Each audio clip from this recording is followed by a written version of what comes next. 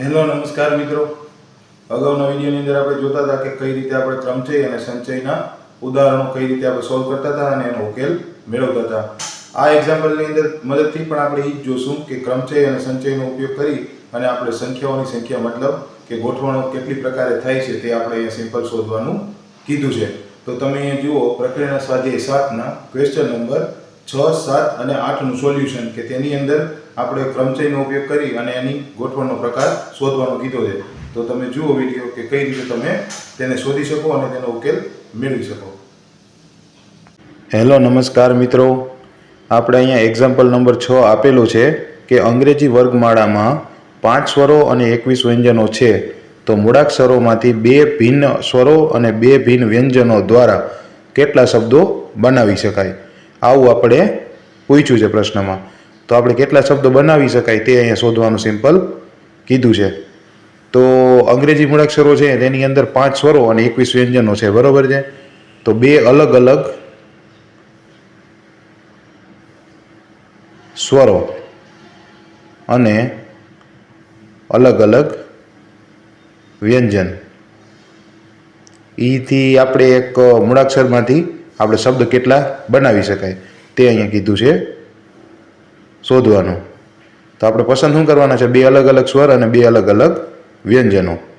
તો અંગ્રેજી મૂળાક્ષરોમાં 5 સ્વરો હોય, બરાબર છે. 5 સ્વરો હોય તો તેને પસંદ કરવાની રીત કેટલી હોય? 2 અલગ અલગ સ્વરને પસંદ કરવાની રીતો કેટલી થાય? પસંદગીની રીત, બરાબર છે.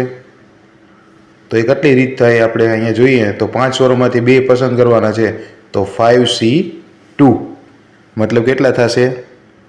5 summation upon 2 summation into 3 summation, તો કેટલા થશે? 10, બરાબર છે. હવે આપણને આ જવાબ મળી ગયો સ્વરો માટે. હવે આપણે વ્યંજનો માટે શોધી લઈએ કે વ્યંજનો માટે કેટલી રીત અલગ અલગ કરી શકાય. તો 21 વ્યંજનો હોય, બરાબર છે.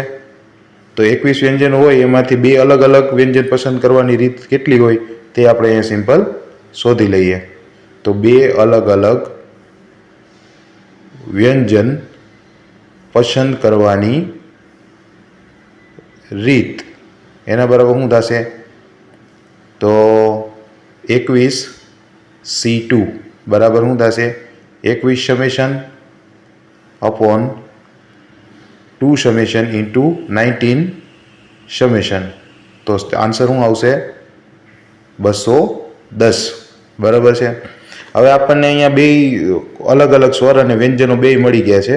તો હવે આપણે તેનો અહીંયા સિમ્પલ ગુણાકાર કરી લેશે. ગુણાકાર કરી લેશે એટલે આપણે એની ટોટલ રીતો મળી જશે. 2 સ્વરો અને 2 વ્યંજનો અલગ અલગ રીતે પસંદ કરવાની રીતનું સંયોજન, બરાબર છે. કેમ કે આ બેયનું સંયોજન થશે પછી આપણો નવો વર્ડ બનશે. તો એટલે કેટલું થશે? 10 ગુણ્યા 210, તો થશે 2100. તો આપણે 2100 અહીંયા મળી તો ગયા, બરાબર છે. પણ 2100ની અંદર તમે જુઓ તો 2 અલગ અલગ કઈ કઈ રીતે ગોઠવણી થશે એના માટે તમે જુઓ તો 2100નું સંયોજન છે, બરાબર છે. એમાંથી દરેકમાં 4 અક્ષરો છે, બરાબર છે. 4 અક્ષરો આવવાના થયા જેને એકબીજામાં 4 અલગ અલગ રીતે, બરાબર છે. કેમ કે 4 અક્ષરો હશે એ આગળ પાછળ પણ થશે, તો એ 4 અલગ અલગ રીતે ગોઠવી શકાશે, બરાબર છે. તો આપણે જરૂરી જે પસંદગી ગોઠવણની સંખ્યા છે, બરાબર છે, તેના બરાબર આપણે શું કરી શકીએ? તો 2100 ગુણ્યા 4 સમેશન, તો કેટલો આવશે આન્સર? 50,400 અલગ અલગ રીતો. અહીંયા આપણે એક્ઝામ્પલ નંબર 7 આપેલો છે કે એક પરીક્ષામાં 12 પ્રશ્નો ધરાવતું પ્રશ્નપત્ર 2 ભાગમાં વહેંચાયેલું છે. ભાગ 1માં 5 પ્રશ્નો અને ભાગ 2માં 7 પ્રશ્નો આવેલા છે. દરેક ભાગમાંથી ઓછામાં ઓછા 3 પ્રશ્નો પસંદ કરીને વિદ્યાર્થીએ કુલ 8 પ્રશ્નોનો જવાબ આપવો જરૂરી છે. તો વિદ્યાર્થી કુલ કેટલા પ્રકારે પ્રશ્નો પસંદ કરી શકશે? બરાબર છે। તો સૌથી પહેલાં તમે જુઓ તો પ્રશ્નપત્રની અંદર ટોટલ પ્રશ્નો કેટલા છે તો કે 12, બરાબર છે। અને 12 પ્રશ્નો બે અલગ અલગ ભાગમાં વહેંચાયેલા છે, ભાગ 1 અને ભાગ 2, બરાબર છે। ભાગ 1માં 5 પ્રશ્નો છે અને ભાગ 2માં 7 પ્રશ્નો છે। તો જે બે ભાગમાં વહેંચાયેલા છે, ભાગ 1 અને ભાગ 2, બરાબર છે, જેમાં અનુક્રમે 5 અને 7 પ્રશ્નો આવેલા છે, બરાબર। તો એક વિદ્યાર્થીએ, બરાબર છે, ટોટલ 8 પ્રશ્નોનો જવાબ આપવો જરૂરી છે। તો આપણે પસંદગીની સંખ્યા જાણવાની છે। તો 8 પ્રશ્નોનો પ્રયાસ કરવાનો હોય, બરાબર છે। તો આપણે કઈ રીતે પસંદગી કરી શકીએ એના માટે આપણે અમુક કિસ્સાઓ અહીંયા બનશે કે ભાગ 1માંથી કેટલા પ્રશ્નો અને ભાગ 2માંથી કેટલા પ્રશ્નો આપણે પસંદ કરી શકીએ, જેના ઉપરથી આપણે તારણ કાઢી શકશું કે કેટલી રીતે આપણે પ્રશ્નોને પસંદ કરી શકીએ, બરાબર છે। કે જરૂરી નથી આપણે કે તમે 1માંથી બધાના પ્રશ્નો જવાબ આપો ને 1માંથી 3ના જ આપો, એવું જરૂરી નથી। ઓછામાં ઓછા 3 પ્રશ્નોનો પસંદ આપણે કરવા પડશે, કેમ કે ટોટલ તો જ થશે, ટોટલ આપણે 8 પ્રશ્નો પસંદ કરવાના છે। તો પહેલા ભાગમાંથી 3 પ્રશ્નો, બરાબર છે। તો બીજા ભાગમાંથી કેટલા પ્રશ્નો થશે? 8 ટોટલ કરવાના છે। તો બીજા ભાગમાંથી કેટલા થશે? ભાગ 2માંથી 5 પ્રશ્નો, બરાબર છે। સેમ એવી જ રીતે ભાગ 1માંથી 4 પ્રશ્નો, બરાબર છે। ઓછામાં ઓછા 3 કીધા એટલે 4 હાલે શકે। તો ભાગ 2માંથી આપણે કેટલા પસંદ કરવાના થાય તો કે આ 4, કેમ કે 4 ને 4 8 થશે, એટલે બીજા ભાગમાંથી પણ 4 પ્રશ્નો। ત્રીજી કન્ડિશન શું થશે તો કે ભાગ 1માંથી 5 પ્રશ્નો, કેમ કે 5 પ્રશ્નો ટોટલ હશે તો એ 5 પ્રશ્નો એમાં લઈ લઈ। તો ભાગ 2માંથી કેટલા પ્રશ્નો પસંદ કરવાના થાય? એમાંથી થશે 3 પસંદ કરવાના, બરાબર છે। હવે તમે એને સિમ્પલ કઈ રીતે દર્શાવી શકશો? તો આપણે આ રીતે દર્શાવી શકીએ 5C3 ઇન્ટુ 7C5, આમાં શું થશે? 5C4 7C4, અહીંયા શું થશે? 5C3 ઇન્ટુ 7C3, બરાબર છે। સોરી 5 થશે એ, કેમ કે આપણે 5માંથી 5 ક્વેશ્ચન આપણે સિલેક્ટ કરીએ છીએ। તો જરૂરી પસંદગીની રીત એના બરાબર શું થશે તો કે 5C3 ઇન્ટુ 7C5, બીજામાં શું થશે? 5C4 ઇન્ટુ 7C4 અને પ્લસ 5C5 ઇન્ટુ 7C3, બરાબર છે કે 5માંથી 5 પ્રશ્નો। તો એનું ઉદાહરણ અહીંયા શું કહે છે?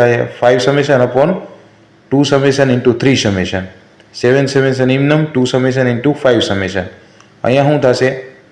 5 summation upon 4 summation into 1 summation, અહીંયા 7 સમેશન ઇમનમ, અહીંયા 4 સમેશન ઇન્ટુ 3 સમેશન, એવી જ રીતે 5 summation upon 5 summation into 0 summation into 7 summation upon 3 summation into 4 summation.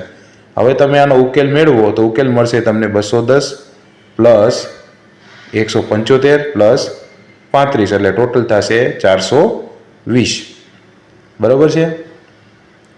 એવી જ રીતે અહીંયા એક્ઝામ્પલ નંબર 8 આપેલો છે કે 52 પત્તામાંથી 5 પત્તાની પસંદગીમાં બરાબર 1 બાદશાહ આવે તો કેટલા પ્રકારે નક્કી કરી શકાય?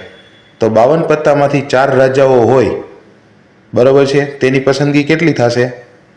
તો 4 રાજાઓ હોય તો 4 રાજાઓ જ હોય 52 પત્તામાં, બરાબર છે। તો એ રાજાની પસંદગી આપણે કેટલી રીતે કરી શકીએ? તો 4C1, બરાબર છે, આ રાજાની પસંદગી થઈ ગઈ। હવે બાકી કેટલા પત્તા વધ્યા તો કે વધ્યા 48, બરાબર છે, અને એમાંથી આપણે 4 પત્તાઓ પસંદ કરવા પડશે। તો બાકીના 4 પત્તાઓની પસંદગી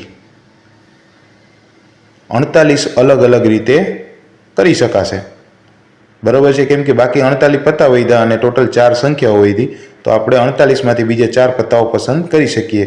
તો 48C4 બરાબર છે. હવે તમે જુઓ કેટલા પ્રકારે નક્કી કરી શકાય છે. તો જરૂરી આવશ્યક સંયોજનોની રીત તો શું થશે 4C1 ઇન્ટુ 48C4 બરાબર છે. આ રીતે થશે. તો તમે અહીંયા સિમ્પલ એનો ઉકેલ અહીંયા લખી શકો. તો 4 સમેશન એમ નમ upon 1 summation into 3 summation into 48નું સમેશન અપોન 4 સમેશન ઇન્ટુ 44નું સમેશન. આનો ઉકેલ તમે મેળવશો તો આવશે જવાબ 4 ઇન્ટુ 12 ઇન્ટુ 15 ઇન્ટુ 23 ઇન્ટુ 47. તો ટોટલ આવશે આન્સર 7,78,320.